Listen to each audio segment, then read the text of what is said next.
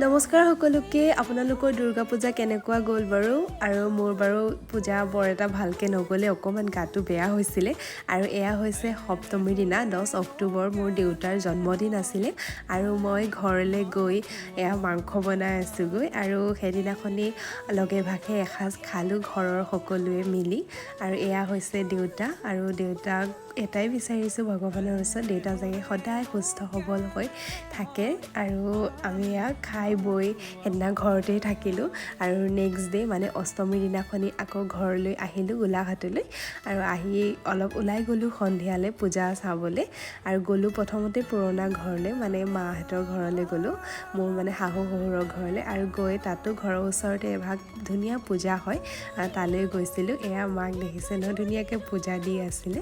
আৰু মোৰ পূজা এইবাৰ এনেকৈ পাৰ হৈ গ'ল আপোনালোকৰ কেনেকুৱা গ'ল জনাবলৈ নাপাহৰিব বাই বাই লাভ ইউ